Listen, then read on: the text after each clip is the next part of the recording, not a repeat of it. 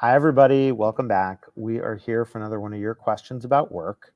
And this is one that feels especially relevant in a moment where so many companies are trying to figure out where they get talent from. And there is an overlooked, often in America, source of talent. And for those of you who are here for the first time, I'm Roy. I'm a startup investor in the future of work. And we ask questions that our friends who are experts have views on about work. And so I've got Jodi with me. Jodi Anderson is a founder, nonprofit founder, company founder. Rézme is the company. And this is an issue that Bloomberg Beta's had a little experience with, which I can share about in a minute. But the question for today, Jodi, and thank you for being here, is if I want to hire somebody, should I hire somebody who's had a justice impacted background? And maybe, that may be even be an expression that is new to some people. So maybe you can even explain what that is. But yeah, should I hire somebody who's been impacted by the justice system? All right, Roy. Well, thank you for definitely inviting me. Super honored. I don't know if I'm an expert, man. So that's a lofty Maybe title. none of us are experts. Maybe we're all just figuring it out. I appreciate the modesty.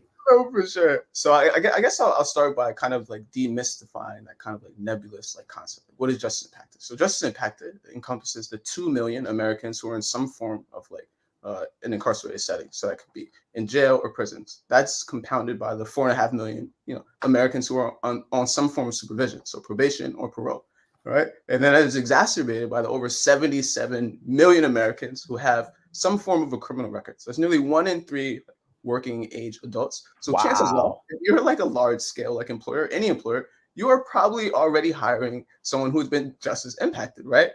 So I think the question is how do we be more thoughtful, more methodical, and like removing artificial barriers that prevent organizations from maximizing the talent that they have and the potential talent that is out there waiting to put their skills to good use. Well, so let me just play the other side for a second before we get into it, which is there's a point of view that says, like, we at Bloomberg Beta, we went with founders who we backed, startup founders and friends, to prison for a volunteer program where we worked with incarcerated individuals on their plans for entrepreneurial activities, starting a business, something after they were released. And I remember my kids saying to me that morning and having to talk to them about it, or wanting to talk to them, my kids saying, but these are criminals. You don't want to work with criminals. And there's kind of this simplistic view. And so maybe help us understand under what circumstances should somebody be open to working with somebody who's been justice impacted? And then we could talk a little bit more about how. Okay, no, for sure. First of all, special shout out to the work you guys did. And what I'm presuming is New York, some correctional facility. No, actually, it was in California. It was with a nonprofit called Defy that was running programs, and a few groups in tech went and visited. And what I learned is, first of all, I learned that that the folks I met, I wrote a blog post about it. They're like great natural entrepreneurs, and their life story was, I was an illegitimate entrepreneur. I'd rather be a legitimate entrepreneur, which fair enough, and they, if they did their time, they paid their debt to society. So it goes. And also learned that because of many company policies, they couldn't get hired in a lot of jobs. So sometimes, the reason people start a business is because they don't have another choice. So that's what I learned. No, absolutely. So I guess to speak to that point, because I think it's a well-known statistic, at least in certain circles, that nearly 1 in 3 African-American males has like a felony record, right? Wow. So that is huge in and of itself. I also happen to be a young African-American male, and I have 2 of them, right? I have like 2 degrees as well, like from Stanford, but I also have 2 felonies. And so thank you for sharing that. Oh no, you got it for sure. But I think it speaks to like the actual talent that exists inside of these underserved communities, right? That are literally untapped, right? So I think it takes a visionary to see that, okay, right, diversity in the workforce is I think beyond like skin color and things that we typically assign to that, but also like diversity of like thought and contribution and life experiences and work experiences, whether those are illegitimate or legitimate. But when someone is making an active, and a conscious decision to change their life for the better and contribute not only to themselves and their family, but to the economy, like that is a different kind of work. Yeah, and I mean, look, and I'll just say my own personal experience on that, just to offer it, is that I've heard of plenty of stories of somebody who's charged for the same crime as somebody else, and it's like somebody who is who is poor and doesn't have the resources to pay a lawyer, which means they're generally going to be more likely to be from an underrepresented, background, they may end up in jail and the other person may end up scot-free. And they're the same person who did the same crime. It's just that one of them had the resources to fight back and the other one didn't. And the other thing I've seen as just a consumer is I've bought plenty of services from companies that are staffed by previously incarcerated individuals. We got Delancey Movers in San Francisco, restaurants, et cetera. And the quality of the service has been extraordinarily high.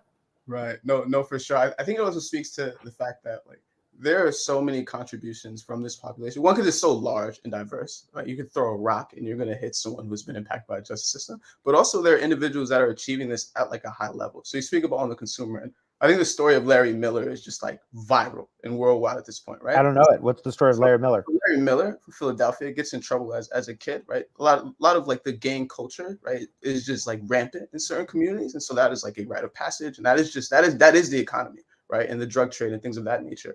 I don't think it's clear that it is illegitimate because that's all you understand and that as an environment. But he eventually goes to prison for a number of crimes, joins a college education program, right, gets out, goes to Temple, graduates with honors, and then makes his way into corporate America, all the way to be the chairman of the Jordan brand, become the president of the Portland Trail Blazers. This guy's a literal legend, and no one even knew that he had been incarcerated.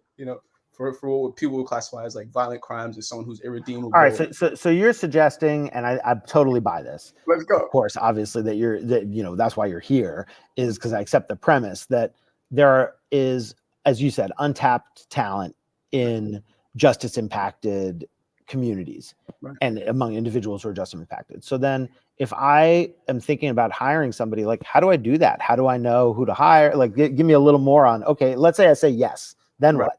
Right. So one thing I think the executives, they'll understand, right, the business case, the moral case, the cultural case for hiring justice impacted individuals. But I think there are a lot of existing policies or just the day-to-day operations that prevent that from manifesting itself, right? So you think about the applicant tracking systems, right? They're looking for a particular kind of resume, particular kind of work experience, or things that look a certain way. And if it doesn't meet that criteria, that person is filtered out. Well, people who have been justice impacted have huge gaps. They're automatically going to be filtered out, right? And then I think even when their application reaches a hiring manager, and it gets flagged for, let's say, there is a felony record there. If the managers aren't aware that the company is indeed welcoming these individuals into the org, right? They may mistakenly filter that candidate out once again, right? And let's say an individual gets past that stage as well, right? And they're having that one-on-one, that interview, right? And it gets brought up, right? You then want the person on the other side who's representing the company to be culturally competent, who understands the great strides this individual has gone through to even get to that point, right? And to not hold, some preconceived notion or negative stereotype against them and really welcome them in. So I think it's really enlightening your company culture on what are we doing to address this issue of national importance, and then removing some of those barriers that are just long, outdated, policies. And so is your recommendation to let's say a hiring manager that they ignore that fact? Is that the right way to think about it? I don't even think you should ignore it. I think you should look toward it and see what strengths were cultivated and grown during this experience. Ask the person about the ways that they grew in right. that experience. Yeah, right. I mean, I definitely think that anytime there is unfamiliarity, curiosity is an incredible antidote. And it's hard for people because they just get uncomfortable. I mean, I know myself, before I went twice, and I was terrified because right. I just didn't know what to expect. And it was just that lack of familiarity that made me unwilling to even try to find the words because I just didn't know. And maybe part of the answer there is for people to develop some practice in it. And I'll say, when we invest in a company, we run background checks on all the founders we back. The point of the background check is not to search for a clean record. It's to make sure we know, and we've invested in people who've had DUIs and all kinds of other issues. I don't know that we've invested in anybody who's had a felony yet. But my business partner may have in his previous firms. But we just want to have an honest conversation. We want to know, what has this person, to some extent, we're trusting a person. And so we want to know what they've been through in life. And that, so I think your call for not ignoring it, but actually going toward it is a really powerful one. Are there tools that people can use or other places? If I'm hey, I want to hire somebody who's been justice impacted, I don't intend to filter them out, but I don't know where to like find such a person? Is there something that a well-intentioned person who wants to try this can do? That is true for sure. For sure, you could plug in Rézme, but there are other groups that are out there that are doing phenomenal work, like Honest Jobs. You have Con Connect, right? And I think people think normally, oh, it's competition. Like it's not. It's literally like, supplying like employers with like a competent workforce, like addressing the national GDP shortage because people are unemployed. It is like, rising up to like our moral obligation, right, to help people lead like meaningful lives. So there are tech companies and organizations out there doing phenomenal work on that front. For sure. Yeah, well, I really appreciate that. I think one of the things we've wrestled with in this Q&A format is for people who are working, what is their obligation to do things that are like, call them moral or social obligations versus their obligation to do something that's right for their company, their organization, their role. And, the reason we say this is not advice is because we're not trying to tell people how to live their lives. They got to make their own choices. But I think the easiest ones are the ones where there's something that there is a higher calling to doing it, and it's good for the thing. I mean, like we have so many things that are like that, where it's like you could have a better team that runs better. And so it's not like you're making a sacrifice in order to do the right thing. You're actually getting a benefit in order to do the right thing. All you have to do is overcome some stereotypes, as you said, but also practice a new kind of tradecraft, which is knowing what questions to ask somebody, hiring somebody. And, like anybody, you might not want to hire the person, you just got to filter that stuff through.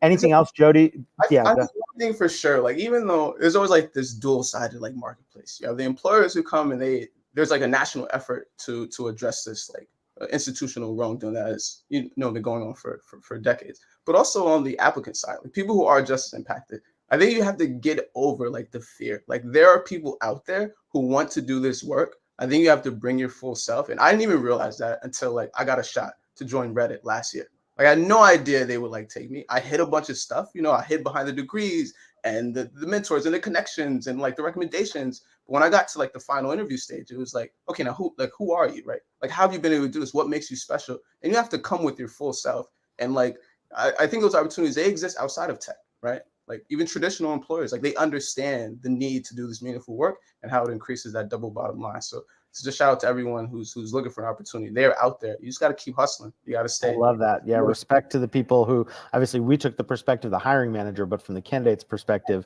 I can't imagine what that's like. Well, if folks have other things they want to check out that are questions about work, we've compiled a lot of our past questions and answers at thisisnotadvice.work. That's the website. And then if you have other, we get these questions by talking to people. I mean, you and I met in the context of talking about, about Rézme, and I was like, hey, this would be a valuable thing to share. And so if people have things that they want to ask us about, by all means, feel free. And Jodi, just keep building. We're lucky as a country to have folks like you doing the things you're doing. So thank you. Appreciate it, sir. I'll see you around, man. To be continued. Yeah.